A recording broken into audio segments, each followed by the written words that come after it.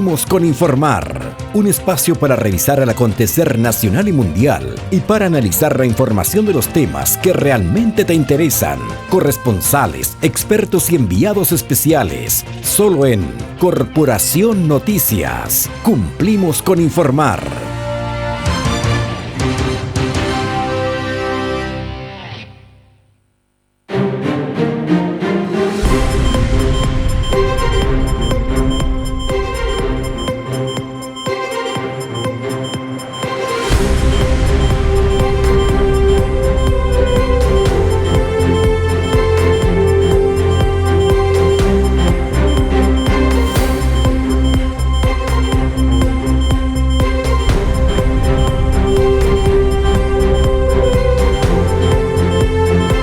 Viernes 11 de octubre de 2019. ¿Quién lo podría pensar que ya se nos fue una semana? Bueno, así se van las semanas, muy rápido, muy rápido. Bienvenidos a Corporación Noticias, el resumen de los principales temas e informaciones de esta jornada y el análisis que usted espera con los temas que le interesan, saliendo desde el 97.1 FM en Santiago y las 42 emisoras de la cadena Corporación a lo largo de todo Chile. Les saluda el periodista Israel Vilches, me encuentro junto a Carol Espinaza. ¿Cómo estás, Carol? Muy bien, terminando la semana. Por ahí dicen, es viernes y mi espíritu lo siente. Mi espíritu lo sabe. Mi espíritu lo sabe. Bueno, ayer nos agradecieron harto por el tema que planteamos, la pregunta que planteamos respecto a este reclamo de los vecinos de Las Condes. Y decían que gracias por hacer las preguntas que nosotros le haríamos a los entrevistados. Así que esperamos cerrar el día de hoy en ese mismo ánimo, en esa misma tónica, haciendo las preguntas y los análisis que usted espera a esta hora del día. La UF el día de hoy está en 28.065 pesos. El dólar observado está en 720 y no parece moverse de ahí.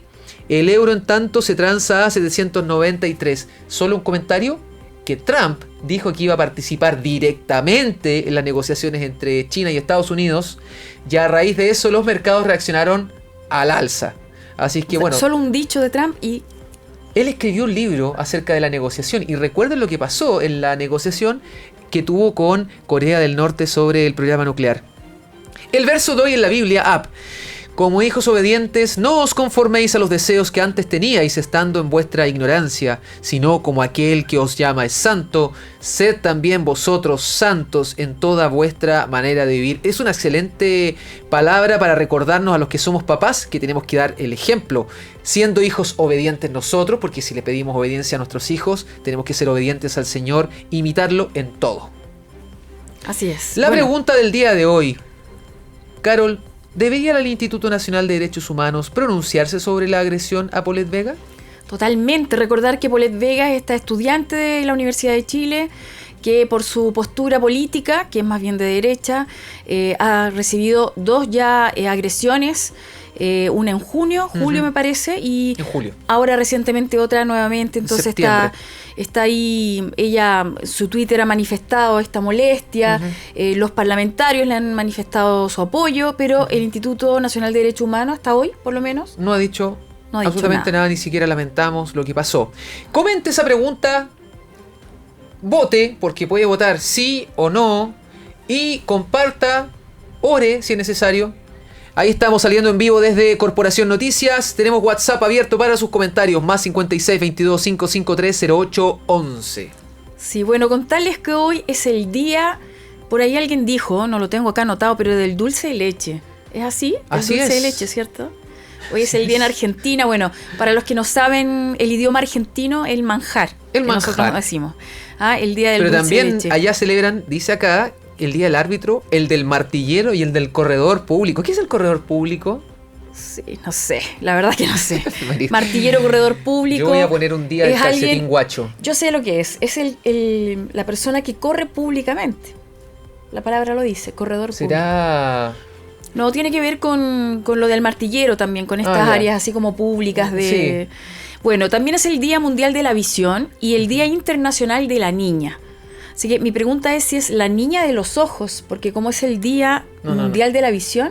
No, es la niña... ¿De una niñita mujer. Pero el Día del Niño... También existe el Día del Niño. Ya, entonces este es el Día de la Niña. De la niña particular. No es el fenómeno es meteorológico, sí, es la también niña, lo pensé. la niñita mujer. Bueno. También conocida como la niñita mujer. Sí, disculpen, es día viernes, estamos un poco tomando como día mate. Viernes, ¿no? 2006 en Manhattan, Nueva York, un día como hoy, un avión Piper se estrella contra un edificio, dejando un saldo de 21 heridos y 2 fallecidos. Bueno, para el día de hoy se esperan 24 grados con cielos nublados. Ocasionalmente hay un respiro de esta ola de calor que vino acá para la región metropolitana y algunas ciudades también del norte del país. En este momento tenemos 20 grados, así que está bastante agradable.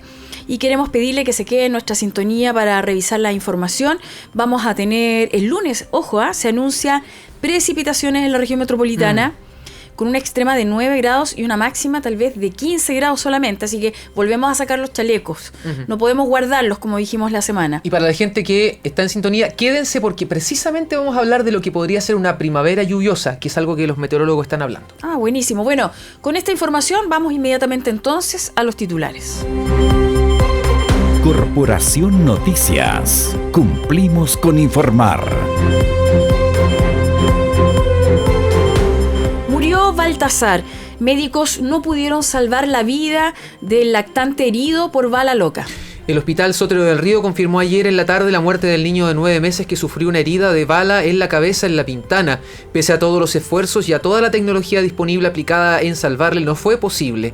Baltasar Díaz, de padre venezolano y madre chilena, dormía en casa junto a su familia en La Pintana cuando una bala perdida perforó el techo de la habitación y le hirió gravemente en la cabeza. El vicepresidente Andrés Chadwick visitó a la familia y aseguró que esto no fue una bala loca, sino una bala asesina. No hay que tenerle miedo a los delincuentes y narcotraficantes. Si nos unimos todos, podemos doblegarlos, dijo en un punto de prensa. Presidente Piñera y Vizcarra valoran acuerdos alcanzados en gabinete binacional. Los jefes de Estado reunidos en la ciudad de Paracas, en Perú, destacaron las buenas relaciones entre ambos países y manifestaron la necesidad de continuar profundizando la integración regional. Asimismo, dieron su apoyo al presidente del Ecuador, Lenín Moreno, ante los episodios de violencia política que han tenido lugar en ese país. En el acto se firmaron acuerdos en asuntos culturales, transportes, trabajo, seguridad y cooperación antártica, entre otros temas, entre ellos también comercio exterior. Ya lo habíamos dicho, hay polémica. Instituto Nacional de Derechos Humanos en silencio aún sobre caso de Paulette Vega. Tras las denuncias de la estudiante de Trabajo Social en la Universidad de Chile, agredida en 2 ocasiones este año por sus compañeros debido a su orientación política, diferentes líderes de opinión han salido a condenar los hechos. Sin embargo, el Instituto Nacional de Derechos Humanos, INDH, ha sido la excepción.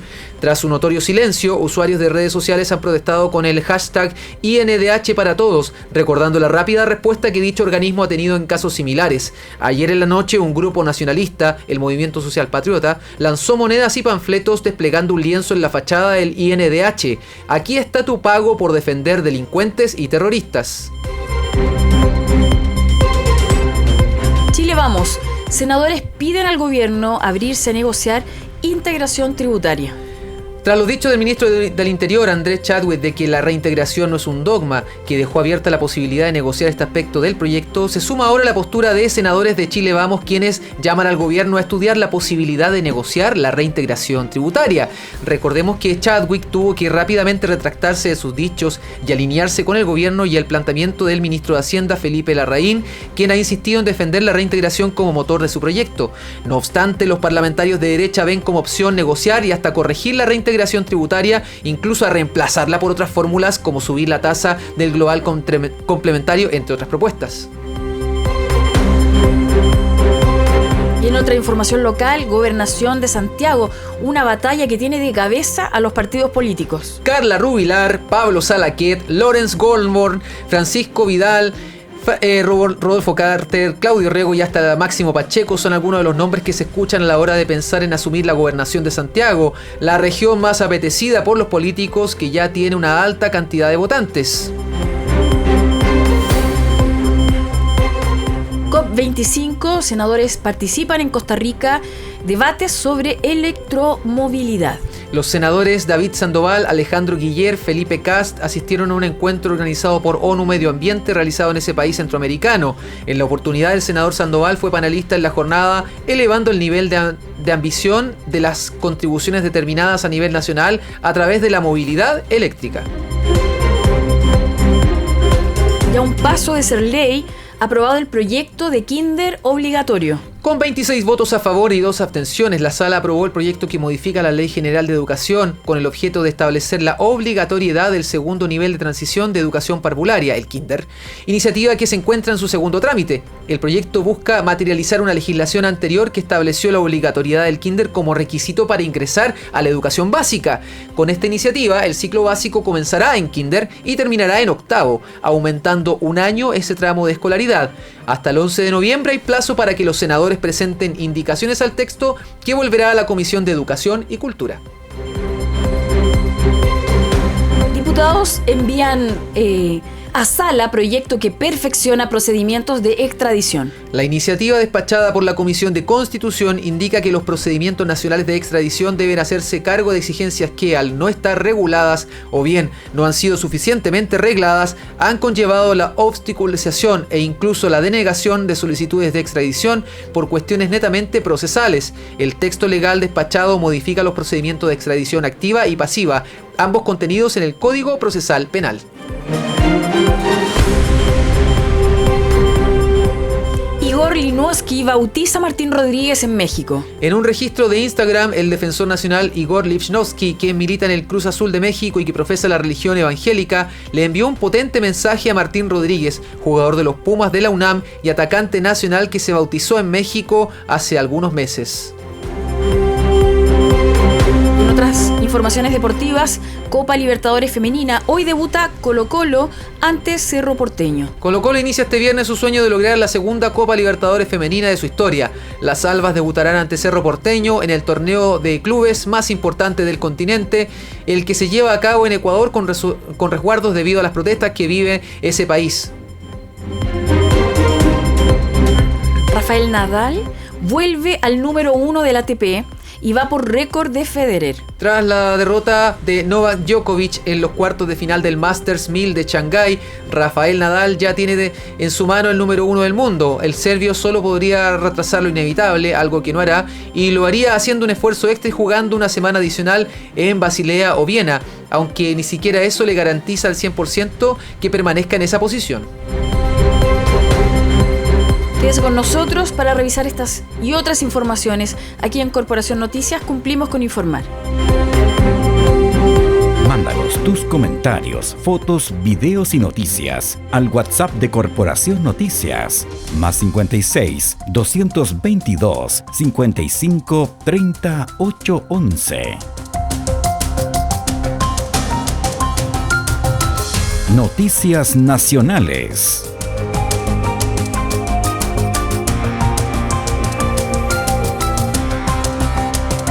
Recuerde que tenemos una pregunta del día relacionada con la información que viene a continuación. ¿Debe el Instituto Nacional de Derechos Humanos pronunciarse de manera enérgica sobre el caso de Paulette Vega? Tras las denuncias de esta estudiante de trabajo social, como decíamos, Paulette Vega, en la Universidad de Chile, quien fue agredida en 2 ocasiones este año por sus compañeros en el campus Juan Gómez Milla debido a su orientación política, diferentes líderes de opinión han salido a condenar enérgicamente los hechos. Recordemos que la joven de 21 años denunció haber sido víctima de una brutal agresión en julio, cuando encapuchados la arrinconaron y golpearon brutalmente al reconocerla como una representante del movimiento Centro Derecha Universitaria. Desde entonces, ella quedó en tratamiento psicológico y no regresó a clases hasta septiembre. En ese momento, el día 24 de septiembre, según ella dijo y como señalamos ayer, Paulette fue nuevamente agredida, esta vez por sus compañeros de clase, quienes incluso le arrojaron agua en plena clase frente al profesor. La Universidad de Chile, la Superintendencia de Educación hoy día y la Fiscalía se encuentran investigando los hechos. Sin embargo, el Instituto Nacional de Derechos Humanos ha sido la excepción. Tras su notorio silencio, usuarios de redes sociales han protestado contra el hashtag INDHP para todos, recordando la rápida respuesta que dicho organismo ha tenido en otros casos similares, pero no en este. Ayer en la noche un grupo nacionalista, el Movimiento Social Patriota, lanzó monedas, lanzó panfletos, desplegando un lienzo en la fachada del Instituto Nacional de Derechos Humanos, diciendo: aquí está tu pago por defender delincuentes y terroristas. Pero Lo notorio de esto y por qué es polémico, porque ha habido otros casos donde el INDH no se ha pronunciado en lo absoluto. Por ejemplo, la detención y apremios ilegítimos que denuncian haber sufrido esta semana camioneros en la Araucanía tras las protestas por la violencia de que son víctimas en esa región, el conflicto social, ¿no es cierto?, indígena, o en los casos que afectan a los niños del Sename, donde ellos no dijeron absolutamente nada. Bueno, hay que decir que hoy teníamos confirmada a Paulette Vega para conversar con nosotros aquí en Corporación Noticias sobre sus convicciones políticas, su pasado en la ultraizquierda, anarquista en la universidad, sus aspiraciones profesionales. Uh-huh. También, bueno, no logramos, ella se excusó que no podía en esta oportunidad, al saber que éramos tal vez un medio cristiano, eso lo vamos a corroborar.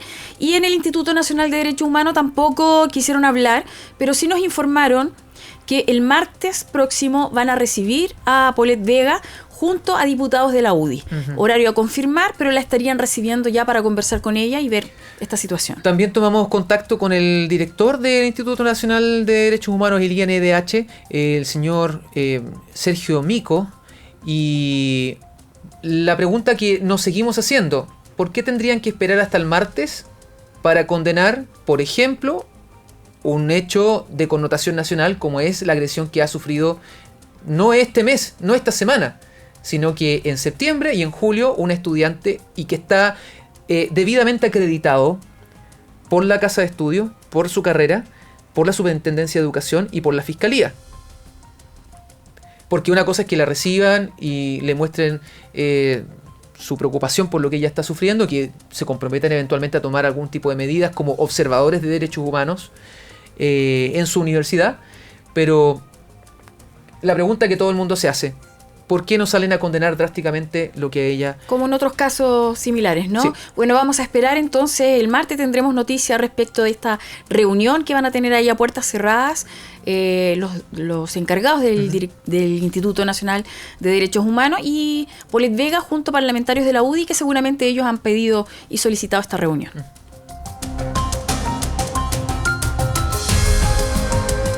Noticias nacionales. Señalan que calentamiento inusual sobre la Antártica traería primavera húmeda. Esta es una información que publica el sitio web de la Dirección Nacional de Meteorología.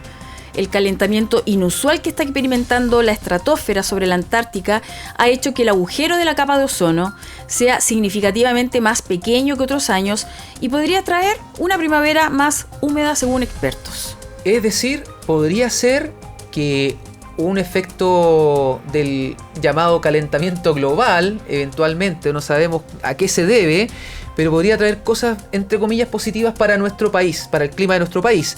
A comienzos de agosto, como todos los años, comenzó la apertura del agujero de la capa de ozono. Yo no tenía idea que esta cuestión se abría y se cerraba. ¿Tú sabías eso? Yo no sabía. Yo sabía que está el agujero ahí y que iba creciendo. Y que cada vez es más grande. ¿sabes? Pero acá dicen que hay años que ha sido significativamente mucho más pequeño, es decir, que va en aumento o de repente se cierra. Y esto debido a que el ozono, un elemento que en nuestra estratosfera bloquea los peligrosos rayos ultravioletas, la radiación UV que produce cáncer, no está teniendo el desgaste que se produce normalmente. Todo transcurría normal hasta que un repentino calentamiento en la estratosfera polar se dejó sentir con fuerza. Bueno, a este inusual calentamiento, que se le denomina calentamiento estratosférico súbito. Recordemos que estuvimos hablando con un estudioso y que hablaba de que el calentamiento como que pasó, como que ya no era el calentamiento global. Sí. Pero este es el calentamiento estratosférico súbito. Dice que ha tenido importantes consecuencias en el ciclo normal del agujero de ozono 2019, posicionándola a la fecha como uno de los más pequeños desde su aparición en los 80. Por años, las condiciones meteorológicas durante el invierno del hemisferio sur propician condiciones ideales para que se destruya gran parte del ozono sobre la Antártica. Recordemos que hay determinados gases que destruyen el ozono en bajas temperaturas y por eso se produce el agujero de la capa de ozono en el polo sur. Sin embargo, estas condiciones tuvieron un drástico cambio durante el mes de septiembre del 2019, cambio que consiste en un inesperado aumento de la temperatura de los niveles altos de la atmósfera. Este calentamiento súbito está ocurriendo a niveles muy altos, sobre los 13 kilómetros de altura y no cerca de la superficie de la Antártica. Sin embargo, un aumento tan importante de temperatura tiene sus consecuencias. En meteorología, si algo ha sucedido en el pasado, dicen los expertos, es probable que suceda nuevamente en el futuro. Aquí es donde la situación se pone extraña. Desde que hay registro de la atmósfera alta polar, más o menos desde la década de 70 en adelante, solo han ocurrido 2 calentamientos estratosféricos súbitos, durante la primavera del 2002 y el año 2019. A pesar de que el tamaño del agujero del ozono de 2002 logró llegar a un valor de 22 millones de kilómetros cuadrados a mediados de septiembre, el calentamiento súbito trajo como consecuencia una drástica disminución del tamaño del agujero, llegando a un valor mínimo de tan solo 4 millones de kilómetros cuadrados. De 22 millones de kilómetros cuadrados a 4. Eso fue lo que ocurrió ese año. De una ciudad es enorme. A una cuadra. Se dice que a raíz de lo anterior, si bien durante el mes de octubre hubo un nuevo aumento del área del agujero, este fue solo leve y no suficiente para llegar a un valor normal para la época. Para sorpresa de todos, el agujero de la capa de ozono se cerró durante la primera semana de noviembre, cuando lo normal es que esto ocurra durante la primera semana de diciembre. Esto estamos hablando del año 2002. Se dice que a raíz de lo anterior podríamos tener una primavera lluviosa. ¿Qué tan probable es que esto ocurra? En el año 2002 la primavera fue bastante húmeda en gran parte del sur de Chile y la siguiente figura manifiesta las anomalías de precipitaciones de los meses primaverales. Bueno, ahí en la gráfica que está en el sitio web de meteochile.cl, puede revisarlo ahí. Muestra cómo en el tramo sur del país se evidenció un aumento importante en las precipitaciones, con valores de lluvia en Valdivia que superan los 417 milímetros respecto al valor normal para la temporada. No obstante, en la zona centro, en Santiago, estuvo por debajo de lo normal, 14 milímetros de déficit. Bueno, sin embargo, no es posible concluir fehacientemente que esa primavera que fue lluviosa exclusivamente haya sido por el calentamiento súbito de la estratosfera. ¿Por qué? Porque coincidentemente durante ese año tuvimos también el fenómeno llamado El Niño, que fue muy intenso. La atmósfera de esa primavera pareció reaccionar de forma clásica al enorme calentamiento del mar en el Pacífico tropical, generando que más sistemas frontales arribaran a la zona sur de Chile. Por lo tanto, el potencial efecto del calentamiento estratosférico no se puede separar del efecto del Niño, que parece ser el más relevante en influir sobre las precipitaciones en el sur de nuestro país. Noticias nacionales.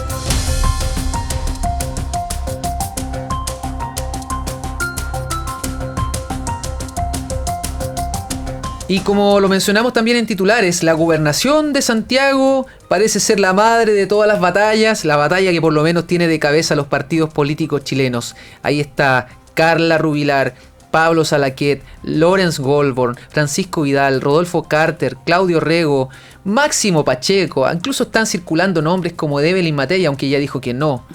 Algunos nombres que se escuchan a la hora de pensar en asumir la gobernación de Santiago, la región más apetecida de los políticos, ya que tiene una alta cantidad de votantes y sigue en aumento. Bueno, un dato. Según las cifras del Servicio Electoral CERVEL, la región metropolitana tiene un total de 6.157.123 votantes. Y en el 2017, Sebastián Piñera salió electo presidente con 3.796.579 sufragios, es decir, un poco más de la mitad de los electores metropolitanos. Las elecciones presidenciales son siempre más competitivas que las parlamentarias, pero pongámoslo en contexto que son siempre una pronte, es como un termómetro, sí, ¿verdad? Y esas son las elecciones que vienen el próximo año, justamente por las de gobernadores. Es como la figura pequeña de presidente a microescala. De allí que las distintas coaliciones políticas busquen a su mejor candidato para llevar estas elecciones del 2020. El partido más complicado al parecer sería la UDI, ante la falta de un candidato que pueda ir a la pelea en igualdad de condiciones. La negativa de Evelyn Matei, aunque ya era un dato computado en la mesa de la UDI, más bien lo hizo para enviarle a Palacio el mensaje de que el presidente Piñera no intente también persuadirla. Sí preocupa en el partido, la negativa de Matei, ¿no? La figura más fuerte en el cargo sería la intendente de la región metropolitana, Carla Rubilar, quien cuenta con el apoyo de Osandona Alamán y Francisco Chaguán. Recordemos que ellos ya hicieron un gesto de apoyo esta semana, se tomaron desayuno con ella, y bueno, son 3 presidenciables además de Renovación Nacional. Y ahí también hay un factor que hay que tomar en cuenta. Y también cuenta con el apoyo, al parecer, de la directiva regional. Respaldo a Carla Rubilar y el partido tiene que apoyar a la mejor carta y esta carta es ella, señaló el presidente regional metropolitano de Renovación Nacional, Hugo Bugueño. La intendenta además sumó el respaldo del PRI. Carla es la mejor candidata, pediré que la apoyemos, dijo el timonel de ese partido, Hugo Ortiz de Filippi. La UDI y Evópoli, en tanto, van a lanzar sus propias apuestas, por lo que el postulante único del oficialismo se dirimirá en primarias. Uh-huh. Y lo complicado es, como mencionamos hace unos minutos atrás, que es el apoyo que van a recibir cartas que son también presidenciables las que están en juego. Es decir, si eventualmente Carla Rubilar, con el apoyo de uno de estos tres que son cartas de Renovación Nacional para participar eventualmente en una primaria, sale electa gobernadora, está haciéndose una demostración de fuerza electoral ahí. La capacidad que tienen ellos de eventualmente conseguir un gobierno en la moneda. Pasa lo mismo con lo que está sucediendo en el caso de Salaquet, que como comentábamos también hace un rato, él dice: estoy disponible, si es que Lavín y la UDI me lo piden formalmente. ¿Por qué? Porque según las encuestas no es Salaquet la carta más competitiva de la UDI. El único que podría, de todas estas cartas, derrotar a Francisco Vidal, el ex vocero de Bachelet, en una primaria, es Evelyn Matei. Evelyn Matei, según las encuestas, es la única carta fuerte de la UDI que podría derrotar a Francisco Vidal. Todos los demás de la oposición, al parecer, no tendrían muchas chances. ¿También sonaba Beatriz Sánchez? No está. Porque la tienen ahí como carta presidenciable. Ah, ya, no quieren quemarla. No, como carta presidenciable, así que el tema es que mediáticamente Carla Rubilar está asociada ya a la región metropolitana. Sí, al ser la intendenta. Corre por cuenta propia, o sea, ella es como va al repechaje.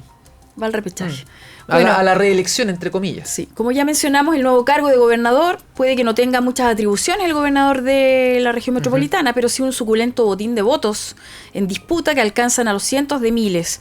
Recordemos como referencia que Guido Girardi y Manuel José Osandón ganaron con más de 300.000 cada uno su cupo en el Senado el 2013, apelando a estos votantes de la región metropolitana de Santiago. ¿Crees tú que quizás la elección de gobernadores se transforme en una nueva batalla presidencial? Es decir, que cartas de gobernadores se transformen luego totalmente en cartas presidenciales. Por supuesto, gana, dependiendo de quién gane esta gobernación, es también se asegura una cantidad de votantes importante. Son 3 millones de votos en Santiago. O sea que podría transformarse finalmente en un trampolín. Sí, yo creo que lo es. Yo creo que lo es hoy, por eso hay una batalla campal de los partidos políticos y de las coaliciones políticas de ver a quién ponen allí. Pero de los candidatos, mira, hagamos un análisis, cortito antes de ir a una pausa. De los candidatos que aparecen acá: Carla Rubilar, Pablo Salaquet, Lawrence Goldborn, Francisco Vidal, Rodolfo Carter, Claudio Rego. ¿Alguno de esos tú lo ves como presidente? Si pensáramos en que queremos fortalecer una carta presidencial a futuro. Como proyección. Claro, ponemos las fichas aquí. Yo lo tomé como de adhesión, que al tener la región metropolitana ganada, ese partido que ponga ahí este candidato, digamos este gobernador, de alguna manera va a ser el partido que más va a incidir en las votaciones, porque va a tener igual un gran porcentaje de votantes. Ahora, como proyección a presidente, tendrían que pasar varios años. Sí, creo. Porque ninguna de estas que suenan, por lo menos, tiene alguna chance de algún día transformarse como lo pasó, por ejemplo, a Osandón, que ganó con los votos de Puente Alto. O sea, él hizo campaña en Puente Alto y con eso salió electo senador, básicamente. Yo me imagino que tienen sus aspiraciones todos candidatos. A la presidenciable seguramente, pero tienen que partir desde abajo. Sí. Y la región metropolitana es su primer escalón. Antes de que nos vayamos a la pausa, comentemos brevemente panoramas de este fin de semana, o panoramas que empiezan este fin de semana. Hay un evento interesante ahí que tú reporteaste, tuviste información.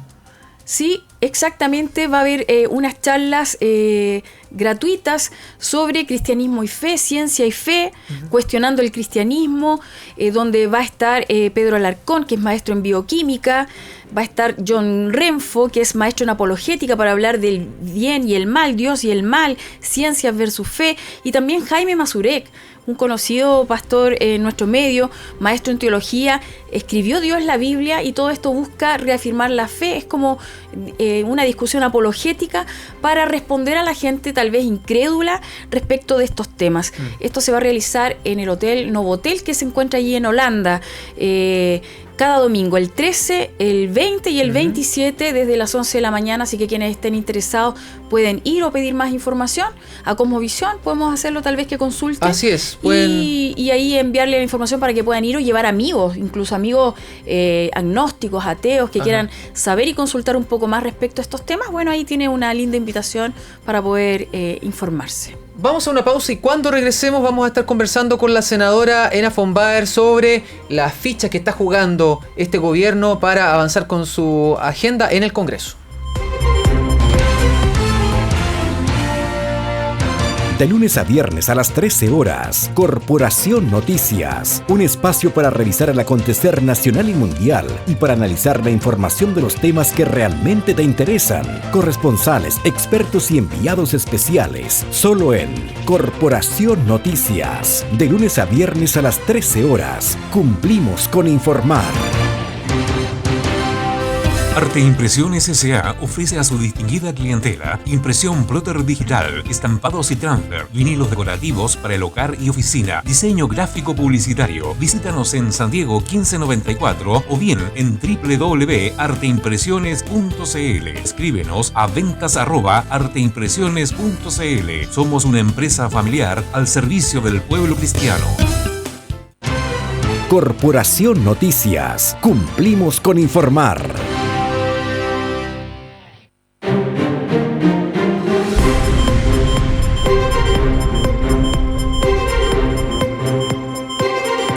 Ya estamos de regreso, 13:31 y como adelantamos antes de ir a la pausa, el gobierno se está jugando todas sus fichas en el Congreso para avanzar en su agenda. Con el tiempo en contra está el gobierno para avanzar en proyectos que incluyen materias difíciles de tramitación. En especial en el Senado se concentra la atención estos días por la tramitación de proyectos donde no se ve nada sencillo avanzar. Por ejemplo, está la reforma tributaria, donde el mecanismo de reintegración parece que no tiene el piso suficiente para avanzar por el rechazo de senadores de la democracia cristiana principalmente. También la ley de garantías de la niñez, al que hemos estado dando seguimiento.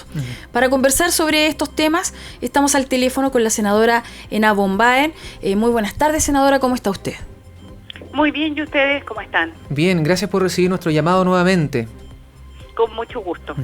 Bueno, la primera pregunta es que sabemos que ahí en la sala del Senado se aprobó favorablemente lo del kinder obligatorio, que contó, si bien es cierto, no con tantos votos, parece que no estaban presentes todos los senadores, pero pareciera ser que es un importante proyecto que eventualmente va a salir aprobado. ¿Cuál es la importancia de ese proyecto para usted? Bueno, es un proyecto muy relevante porque si hay algo en lo que no hay ninguna duda y todos los estudios muestran eso cuando nosotros hablamos de educación, es que cuando existe educación preescolar, los resultados de los niños luego en la escuela son mejores que si es que no existe o los niños no asisten a la educación preescolar. Y por lo tanto es importante que los niños asistan al kinder. Nosotros hoy ya en Chile tenemos una brecha bastante menor de niños que no están asistiendo al kinder, pero esta ley no solamente operacionaliza una reforma a la Constitución que se hizo durante el primer gobierno del presidente Piñera, que es que el kinder sea obligatorio. Lo que hace esta ley es básicamente transformar eso en una realidad, llevarlo a la práctica, y viene también con financiamiento para llegar con el kinder a todos los lugares del país, pero también para que los colegios, una vez que los niños ingresan a primero básico, pidan el certificado del kinder, y de esa manera que las familias vayan comprendiendo lo relevante que es el kinder y que efectivamente hagan que los niños asistan al kinder. Esto no significa que nosotros queramos, y nadie lo quiere, de hecho, de que los niños en el kinder tengan una especie de primero básico, sino que no es eso. Lo que es importante es la estimulación y el acercamiento al conocimiento a través del juego en el kinder, pero de verdad no hay ningún estudio que no muestre algo que es sumamente claro, que si es que los niños asisten a la educación preescolar, el resultado que luego tienen en el colegio, en la enseñanza básica, es mejor que si es que no asisten. Por lo tanto, es un tema tremendamente relevante, y contamos de hecho con la unanimidad de los votos. Creo que hubo una abstención del senador del Frente Amplio, pero con un apoyo muy transversal y había menos senadores en la sala porque estamos paralelamente discutiendo presupuesto, así que había varios senadores que estaban en ese minuto en las distintas comisiones de presupuesto. Eso nos pasa siempre durante octubre y noviembre, donde estamos en sala, en comisión y adicionalmente muchos de nosotros en comisiones de presupuesto. Bueno, tocando este tema de los niños también, lo que ha estado no exento de polémica es el proyecto de ley de garantías de la niñez. Senador, ¿usted va a votar a favor o en contra? A ver, yo primero decir de que la preocupación más grande que por lo menos yo tenía en temas de los niños y en la reforma constitucional que se rechazó esta semana en la Cámara, porque establecía a nivel constitucional el derecho, o sea, se me fue la palabra. Autonomía progresiva, ¿no? La autonomía, gracias, vio que me tenía que ayudar. La autonomía progresiva a nivel constitucional, y lo que nosotros tenemos hoy en la Constitución es el derecho preferente de los padres a educar a sus niños. Y eso está hoy en la Constitución y por lo tanto ilumina todo el resto de las leyes. Y si es que se aprobaba en la Cámara, en la reforma constitucional a la autonomía progresiva, íbamos a tener estas dos visiones en tensión, y eso era una situación muy compleja. Quiero ir a el tema de la autonomía progresiva porque es uno de los temas que más preocupan en la ley de garantía, y por eso esta reforma constitucional era tan relevante, porque nosotros hoy, si es que se aprueba una ley donde se establece la autonomía progresiva, siempre va a estar iluminada por la garantía constitucional de los padres del derecho preferente de los padres a educar a sus hijos.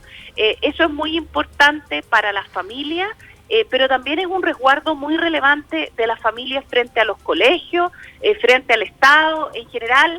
Es tremendamente relevante, y si por lo tanto se aprobaba en la Cámara de Diputados una garantía constitucional que ponía a la misma altura el derecho preferente de los padres a educar a sus hijos y la garantía constitucional que se rechazó, gracias a Dios, en la Cámara respecto al derecho a la autonomía progresiva, íbamos a tener un problema. Y en ese escenario ya no... ahí de verdad íbamos a tener una problemática en proyectos de ley como el proyecto de garantías de la niñez. Sí, senadora, ¿se cierra ahí con esa votación de rechazo, digamos, se cierra esa posibilidad, digamos, de reformar la Constitución en esta área? Bueno, siempre se puede volver a presentar un proyecto en esa línea. Entonces uno dice, ¿se cierra completamente? No, nunca se cierra completamente, y por eso es relevante que las familias, las personas a las cuales le importan estos temas, y lo voy a decir así directamente, voten por parlamentarios que les importan estos temas, porque si no fuera así, entonces no podríamos haber celebrado, desde mi punto de vista, el que este proyecto de reforma constitucional se haya rechazado. Senadora, yo quisiera entrar un segundo, porque no es que, y yo creo que en esto tenemos que ser súper claros, no es que yo, por ejemplo, diga, sabe que no existe autonomía progresiva a los niños, porque efectivamente cuando los niños, obviamente a medida que van madurando, tienen que o van pudiendo decidir cada vez más cosas. Bueno, el rol de los padres es de un acompañamiento en esa autonomía, obviamente. Y no solamente un rol de acompañamiento, sino que un rol de guía. Exacto. Y desde mi punto de vista también un rol de autoridad. Totalmente de acuerdo. Sí. Pero es evidentemente distinto cuando nosotros estamos pensando en un niño que está en un proceso donde tiene que ser separado de la familia, por ejemplo, y tiene que ser separado de la familia y hay que decidir con quién se va a vivir. ¿Ya? Si es que un niño tiene 5 años, ¿ya? Y el juez lo escucha, es distinto que tanto lo escucha que si es que el niño tiene 7, es distinto si es que el niño tiene 10, es distinto si tiene 16, es distinto si tiene 17, ¿me entienden? Cada vez el niño obviamente es más maduro y va a poder expresar de mejor manera y sin presiones la opinión que él tiene, y por lo tanto, y eso es la autonomía progresiva bien entendida, es que dentro del rol que tienen los adultos de educación de los niños, uno vaya escuchando cada vez más a los niños. Sí, ¿Cuál es el problema? Senadora, pero finalmente, así como está el proyecto actualmente, que todavía en el Senado el proyecto que ustedes van a tener que votar, incluye la autonomía progresiva y establece que el interés superior del niño tiene que ver también con el ejercicio de esa autonomía progresiva. Y ese es uno de los puntos donde... Y eso es uno de los puntos que... Está polémico, ¿no? Entonces, ¿usted va a votar a favor, en contra de esta ley? ¿Hay alguna posibilidad de modificar eso? ¿Usted cree que no es necesario modificar esa parte? Primero, yo creo que la ley tal como está actualmente tiene muchos problemas, ¿ya? Especialmente en el título primero y en el título segundo. Sí, tiene muchos problemas la ley porque, yo diría que en la Cámara se arregló bastante, y yo en eso quiero reconocer el trabajo que hicieron los diputados, porque cuando uno revisa el proyecto de ley tal como lo ingresó el gobierno de la presidenta Bachelet y revisa cómo salió de la Cámara de Diputados, salió mucho mejor. Nosotros tenemos dentro del título primero y del título segundo, tenemos el concepto de autonomía progresiva, pero tenemos casi en todos los artículos, no en todo, también puesto al frente el derecho preferente de los padres a educar a sus hijos. Y el derecho preferente de los padres a educar a sus hijos está en la Constitución. Y por lo tanto ilumina este proyecto de ley y está por lo tanto por sobre la autonomía progresiva de los niños. ¿Cuál es la problemática de esto? Es que hay países donde la autonomía progresiva pasa por encima del derecho preferente de los padres a educar a sus hijos. Y esto ha llevado a enfrentamientos, incluso una cosa muy compleja, entre niños y papás. ¿Ya? Y por eso el concepto es tan complejo y tiene que quedar bien estipulado en la ley. Si usted me pregunta, yo estoy tranquila con el título primero y el título segundo. ¿Completamente tranquila hoy día? No estoy completamente tranquila. Porque ahora se puede votar algo que está a media, según la opinión suya, digamos. Porque algunos tema súper complicado, compañeros o colegas suyos ahí en el Parlamento han dicho que que es mejor votarla que no, porque está tan mala que no puede sacarse así. Que no, rechazarla, dicen. Rechazarla y que no se va a poder modificar después lo particular, que es la esperanza que tienen algunos, que en realidad eso no ¿sabe es. lo que pasa? Es que esto es un poquitito más complejo, porque el título tercero de la ley, que era el más complicado desde mi punto de vista, si es que el título tercero hubiese sobrevivido a la Cámara, tal como había sido ingresado por el gobierno de la presidenta Bachelet, ahí sí estábamos frente a una situación muy compleja, porque esto permitía, hay algunos que lo interpretan de otra manera, pero desde mi perspectiva permitía que una autoridad administrativa, sin pasar por el juez, separara a un niño de su familia. O demandara junto con el niño el ejercicio de sus derechos confrontando papás y hijos. Y confrontando papás e hijos, pero sobre todo sin pasar por el juez, separar a los niños de la familia. Esa parte del articulado se cayó en la Cámara, no sobrevivió al Senado. Por lo tanto, cuando se hace la crítica más profunda a este proyecto de ley, efectivamente se hace pensando en el proyecto tal como fue ingresado en un principio.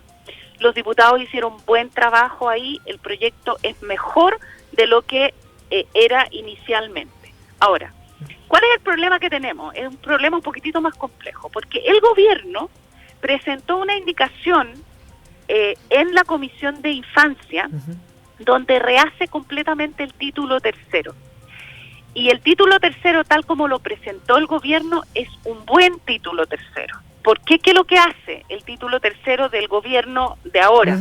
Lo que hace es iniciar el proceso para tener oficinas de infancia en todas las comunas de todo Chile, y el mandato de las oficinas de infancia es apoyar a las familias, y de hecho las oficinas de infancia ponen a la familia en el centro de de su quehacer, o sea, no es en contra de la familia, sino que es de apoyo a la familia, para que de hecho logremos que los niños no terminen en el Sename cuando tienen situaciones de familia complicadas, cuando hay alguna familia que tiene un problema de un niño con drogas, etcétera.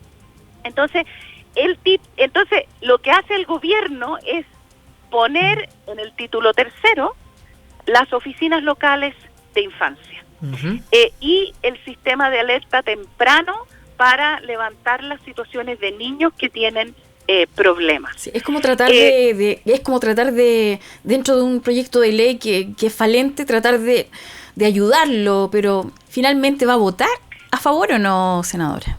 ¿Sabe lo que pasa? Que yo lo que no sé y qué es lo que y cómo lo vamos a enfrentar, porque si es que nosotros perdemos el título tercero, yo lo encontraría una situación súper lamentable.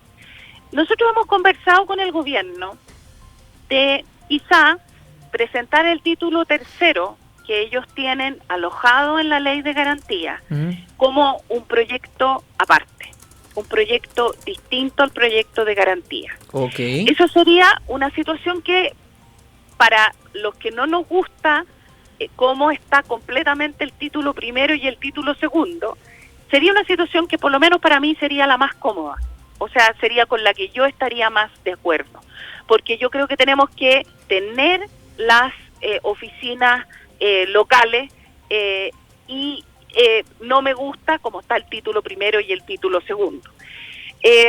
Si es que nosotros perdemos el título tercero porque la oposición dice nosotros no vamos a votar, y por eso que este tema es un poquitito más complejo, nosotros no vamos a votar a favor el título tercero, donde están las oficinas locales centradas en la familia, porque si no tenemos el título primero, no lo votamos el título tercero. Entonces, nosotros lo que hemos conversado con la oposición es hasta dónde ellos están dispuestos a arreglar el título primero y el segundo. Tienen poco capital para invertir en una negociación con ellos, eso es cierto. Están buscando el acomodo para poder avanzar en este tema y tienen además otros proyectos sobre la mesa con ellos. Sí, lo que pasa es que yo encontraba, y es por eso que yo hacía alusión a la reforma constitucional. Si es que la reforma constitucional de la Cámara se aprobaba, nosotros no podíamos avanzar con el proyecto, con ninguna fórmula como el proyecto de garantía de la niñez tal como lo teníamos. Porque entonces ya no teníamos en la Constitución el derecho preferente de los padres a educar a sus hijos por sobre la autonomía progresiva de los niños. ¿Ya? Entonces, por eso esto fue crucial. Lo que a mí me gustaría es que nosotros pudiésemos ver el proyecto de garantías de la niñez, en particular, y ese era el compromiso que nosotros habíamos tomado, en la Comisión de Infancia, antes de mandarlo a la sala. Claro. ¿Por qué?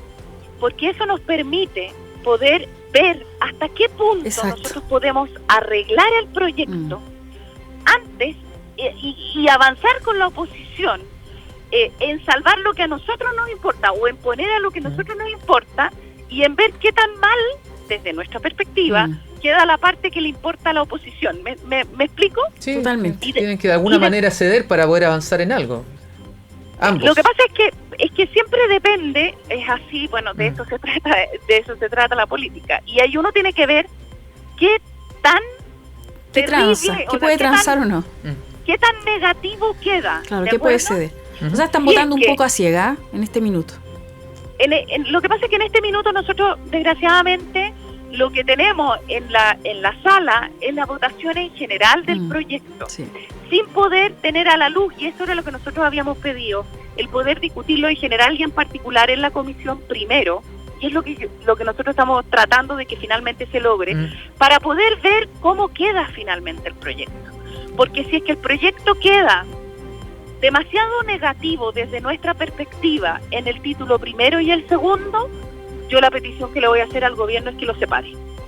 Que tratemos de sacar el título tercero solo. Eso se llama indicación sustitutiva, ¿no es cierto? cuando hacen... No, sería un proyecto completamente nuevo, pero tendríamos que empezar de nuevo. Ya, pero ¿qué significa que lo sacan mediante una indicación o cómo es que lo sacan? No, presentan, o sea, en el fondo dejan el proyecto en garantía tal como está y presentan el título tercero solo. Ok. Claro. ¿Me entiendes? Sí. Y el problema que podemos tener ahí es que entonces la oposición nos diga ese proyecto lo votamos en contra. Senadora, queremos agradecerle nuevamente haber podido hablar con usted, aclararnos estas cosas, saber en lo que están, que no es fácil, así que le deseamos todas las bendiciones, la sabiduría de parte de Dios allí en lo que le toca, en batallar, en luchar, en presentar una postura que representa a muchos chilenos también, y hay que decir, hay posturas liberales, hay posturas también conservadoras y es válido, hay que tratar de trabajar en conjunto y buscar lo mejor para nuestro país, para los niños y los padres también. Así que muchas gracias, Dios le bendiga mucho. Muchas gracias a ustedes, también muchas bendiciones y agradecer porque yo creo que hubo muchas oraciones de muchas personas, de muchas familias para haber logrado la votación que logramos esta semana en la Cámara de Diputados. Yo de verdad les agradezco a los diputados la forma en la que votaron, fue muy importante. Excelente. Bueno, será para otra ocasión también, senadora. Le agradecemos este contacto telefónico. Ahí estaba la senadora Ena von Baer de Los Ríos, representante de la UDI en esa región. Vamos a hacer una pausa, breve pausa, y volvemos con Francisco Franco y las informaciones deportivas. Escuchas Corporación Noticias. Cumplimos con informar. Clínica Estética Facial y Dental, Dr. Roberto Figueroa. Estética dental, implantes dentales y rejuvenecimiento facial. Atención personalizada y grato ambiente. Estamos ubicados en Paseo Bulnes 79, Oficina 81, Santiago Centro. Atención de lunes a viernes, de 9 a 18:30 horas. Reservas al teléfono fijo 32 24 73 29 o al celular más 569 32 33 20 43. Clínica Estética Facial y Dental, Dr. Roberto Figueroa. Su salud bucal y estética facial al mejor precio. Escuchas Corporación Noticias. Cumplimos con informar.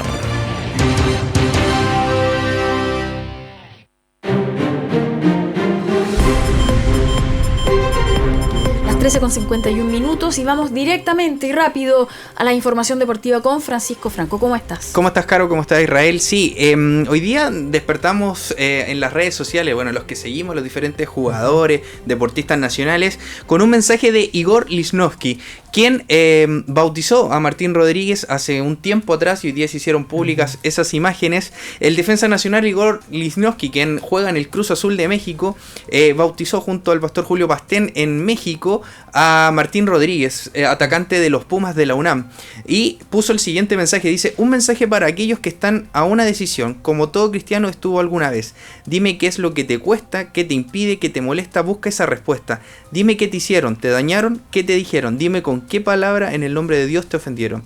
Dime cuál es la razón para que te sigas escondiendo. Comenzó en su publicación de Instagram el defensa nacional, a lo que puso: Martín Rodríguez, no pongas tu vista en el hombre que es imperfecto, porque cuando fallamos los usa como pretexto, pero el que te llama no tiene ningún defecto, lo sabes, y nadie ha podido demostrar que no es un Dios perfecto, agregó. Esto se une a una serie de publicaciones que ha hecho el defensa, donde él fue bautizado por Matías Fernández tiempo atrás, en México también, cuando Matías jugaba en el Necaxa, y así se ha ido aumentando como la colonia de futbolistas cristianos que hay en México. Solo para recordar, Matías Fernández hace poco que jugaba allá en México, Igor Lichnowsky, Juan Delgado, que juega en el Necaxa de México. Otro que bautizó también a un jugador de fútbol fue Julio Barroso, que juega acá en Colo Colo, y Felipe Gallegos y Luis Pedro Figueroa, todos ellos hermanos en la fe cristiana. Fueron bautizados por Julio Pastén. Exacto, ¿no?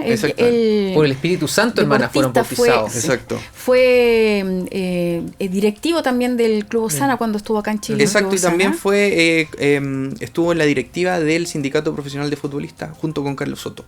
Así que sí.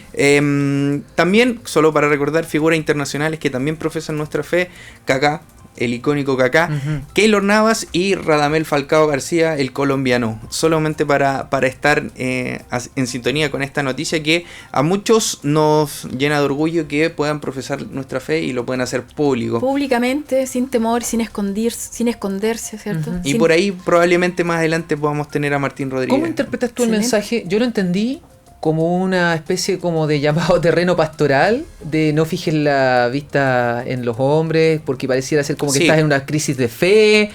No fijes la vista en los hombres porque parece que alguien te hizo sentir mal. Sí, lo que pasa es que Martín Rodríguez la semana pasada, cuando fue el clásico, Martín Rodríguez está identificado con Colo-Colo, jugó en Colo-Colo, subió una imagen viendo el partido de Colo-Colo con Universidad de Chile.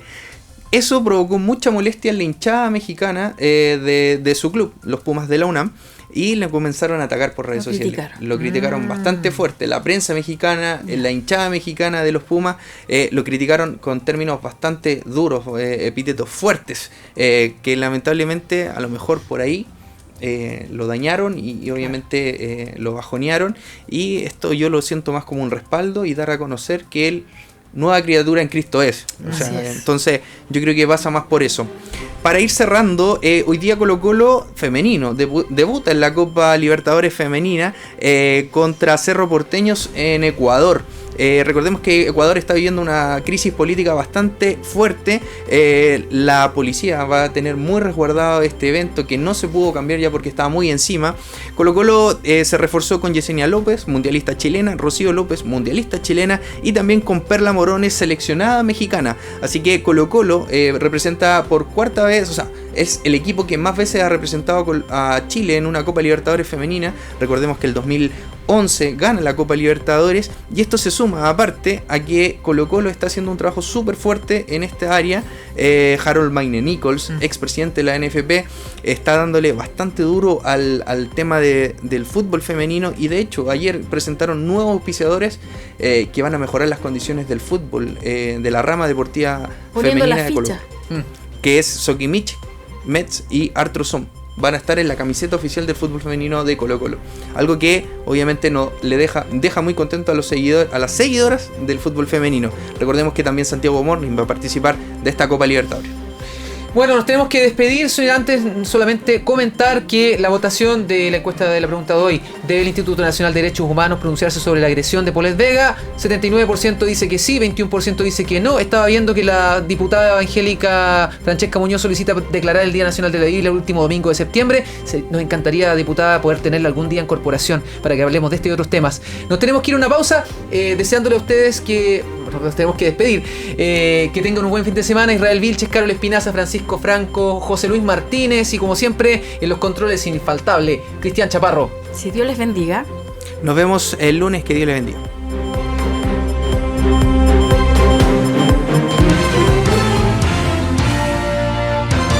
Corporación Noticias. Cumplimos con informar. Un espacio para revisar el acontecer nacional y mundial y para analizar la información de los temas que realmente te interesan. Corresponsales, expertos y enviados especiales. Solo en Corporación Noticias. Cumplimos con informar.